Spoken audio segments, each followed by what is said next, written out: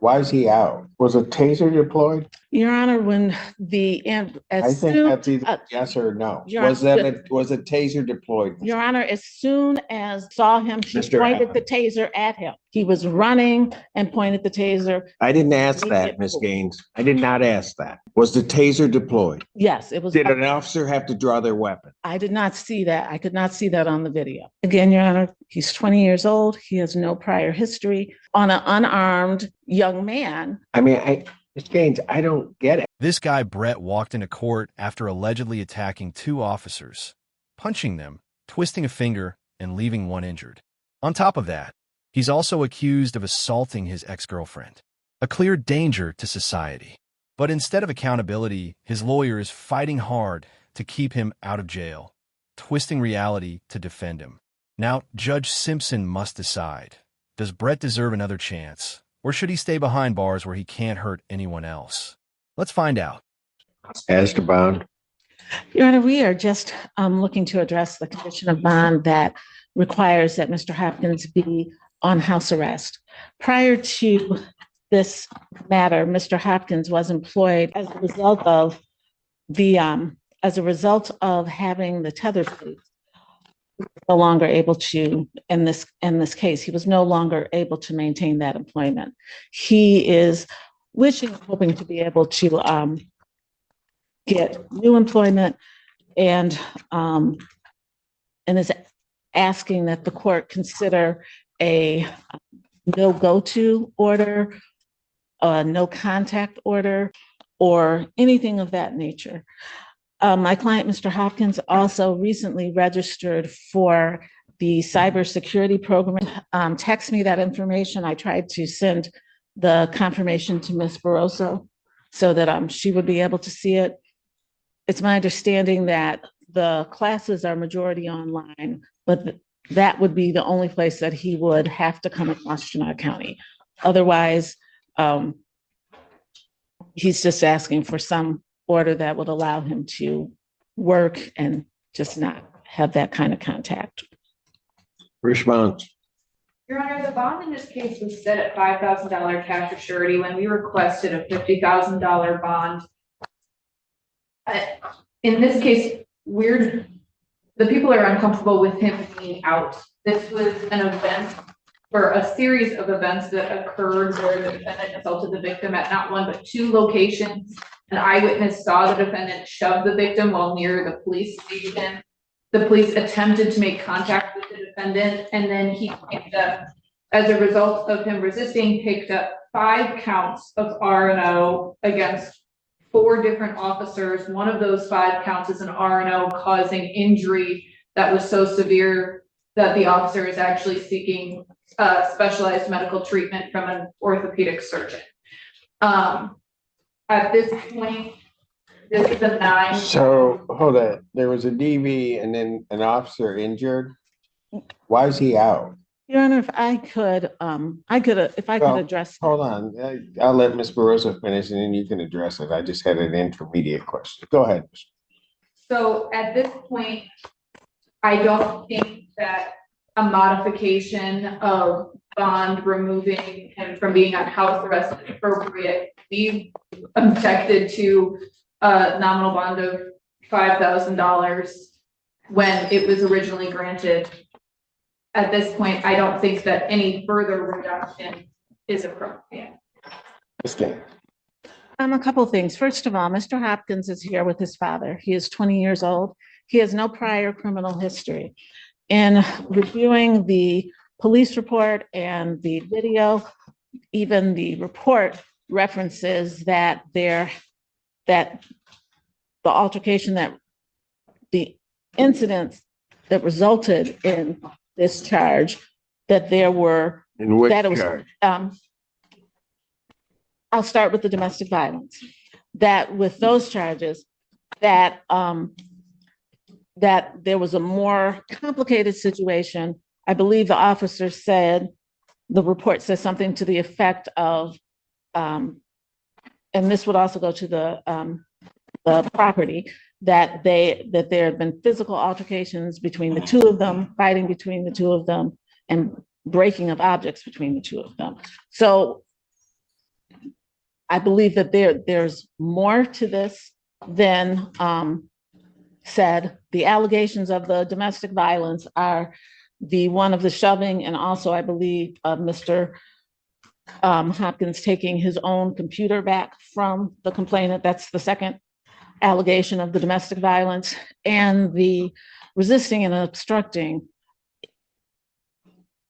is, the allegations are that Mr. Hopkins, not that Mr. Hopkins turned around and slammed someone or punched them or anything, that he pulled away. The allegation is the officer fell and that caused the injury. And then that officer fell, yes, as he pulled away. And then subsequently, 4 officers who were, some of whom just pulled up on the scene in the video, all ran after him. And that's where the resisting and obstructing comes. And he did, in fact, eventually stop. It was not, it's not as if he were in a vehicle and went miles or hours away. He did stop running, and he did, once they complied, once that occurred, there were no further incidents. So. Your Honor, I'm sorry, that is not the characterization of the RNO. The allegations include him punching 2 officers in the face, breaking free of their grasp, causing them to fall to the ground, twisting and seriously injuring an officer's finger. And then it went on for such a period of time that an officer had to point and deploy a taser. And that another officer had to point their pistol at a defendant. So at the defendant. So at this point, I don't think it was him passively. Your Honor, I had an opportunity to view the video. Did you watch the same video I did? Because I honestly don't know how this defense attorney can say any of that with a straight face. She claims the guy just punched an officer, ran, and then politely complied. But the state says he punched 2 officers, twisted one's finger badly enough to injure him, and had a gun pulled during the chaos. That's not a small difference. That's night and day. At best, she's bending the truth. At worst, she's lying straight to Judge Simpson. And let's be real, prosecutors don't just invent stories out of thin air. It's all in the police report. Pretending this guy isn't a danger is reckless. I don't think the jury will buy it, and neither will Judge Simpson. So what do you think?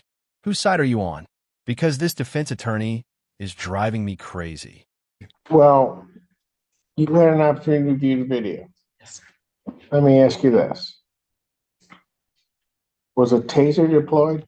Your Honor, when I think that's either yes or no. Was a taser deployed? Your Honor, as soon as the officer saw him, she pointed the taser at him. This is not, as soon as she saw him, she pointed the taser at him. This is not a situation where he was running and pointed the taser. I didn't ask that, Ms. Gaines. I did not ask that. Yes, sir. Was the taser deployed? Yes, it was. Did an officer have to draw their weapon? I did not see that. I could not see that on the video. Ms. Burroughs, are you indicating an officer had to draw their weapon? That is what was indicated to me in the file, Your Honor. Yes. And then there's an officer that's injured. Again, we'll ask the question. I don't know why this individual's out. Again, Your Honor, he's 20 years old. He has no prior history, and he has no reason to come back to Washtenaw County other than for school in this case. It's my understanding. I have not heard any information that he has had any contact with the complainant, has violated any orders. He is just asking to be able to go to work and to be able to get a job and go to work. Your Honor, would you want to hear from Mr. Hopkins' father, who's present? I don't know what he could tell me at this point in time. I'm more worried about the bond as it originally is set. Does he have prior convictions for anything? No, Your Honor.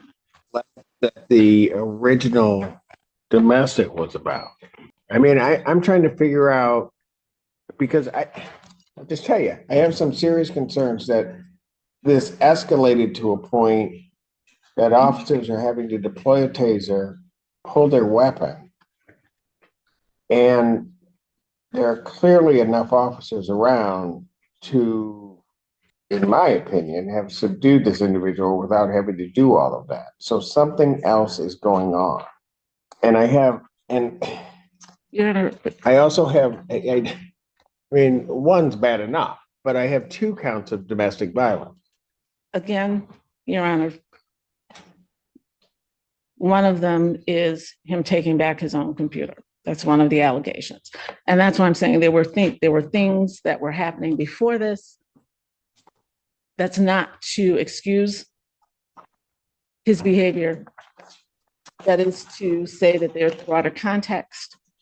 And in my view of the video, initially there was 1 officer, then there were 2, and he ran from 2, but as he's running from those 2, there are cars, 4 and 5 cars are pulling up with sirens on an unarmed young man who clearly panicked. This is not someone who's had police involvement, who has a history of contact with law enforcement and the criminal justice system. Again, I'm not excusing, but I do think that there's more. I think there are more nuances to this than the prosecutor does. Well, explain some of those then. Because I've got a victim of a DV that's injured. She is not, the domestic violence person is not injured. It was the shove and the taking of there's no injury to her. Domestic violence are 2 misdemeanor counts. That is felonies correct. here are 5 counts of R, 5 counts. Yeah, I see that. Are no causing injury. Maybe I misread that on the report, but Yes. the injury to the finger that's the officer. That's correct. Thank you. I don't understand this. I mean, there's a lot I don't understand. How, and I get there are resisting and obstructing that are filed that some may look at as questionable in terms of the charge. I get that. But I'm also trying to figure out how an officer gets injured, that there are punches to the face of officers. I mean, Ms. Gaines, I don't get it. I understand what you're saying, and I'm saying I did not see any punches to the face when I observed the video. I don't know what it is, but I'm not buying this attorney's excuses. Her whole vibe feels like damage control, not credibility. She's painting this guy as some kind of victim, when in reality, he attacked 2 officers and tried to run. That's not confusion. That's a straight-up crime. And the state's version? Honestly terrifying. He punched 2 officers. Imagine if those weren't cops, but regular people. What else could he have done? This guy shouldn't be anywhere near the streets. He's not stable enough to follow or respect the law. I know some of you will say I'm being harsh, but come on. At what point is it enough to finally lock someone up? For me, it's just common sense. So tell me, whose side are you on? Because right now, it feels like 99-1. Tell you what, I'm certainly not changing any conditions. Can you explain to me one reason why I shouldn't raise his bond? Your Honor, he has appeared for every court date, and he has not picked up any new charges. He has not had any contact with the complainant on the domestic violence or any of the officers. My understanding from him is that he has only come to Washtenaw County for court. He does not even reside in this county. It does not appear he's a flight risk, nor that he is a danger to the community. He is here with his father. He has come to every court date, and he's highly responsive to my calls and texts. And absent the no offer in this matter, we'd be looking to resolve it. Anything else from the people? No, Your Honor. You know what? I'm not changing his condition in the bond. I'm not at this juncture going to up his bond either, although of rights I should. Of rights, I don't think he should be out around tethered or not, given that behavior. But I'll let Judge Perry deal with that after she hears the preliminary examination. Bond will continue. Motion for bond reduction or changing condition is denied. Thank you. A 20-year-old accused of domestic violence, then turns around and assaults 2 police officers. That's not youthful stupidity. That's violence, plain and simple. Hearing the defense attorney call him just a kid was painful. You don't get a free pass to hurt people just because it's your first strike. And excuses? Terrible. Saying he needs to go to work when he doesn't even have a job? That's beyond weak. Honestly, it makes you wonder, how do you raise someone who thinks he can attack cops without consequences? That's failure at every level. Violence against officers is a red line courts don't ignore. Trying to excuse, it only makes the system look soft. In fact, the attorney's credibility took more damage than her client's reputation here. So tell me, how long do you think this guy should sit in jail for what he did?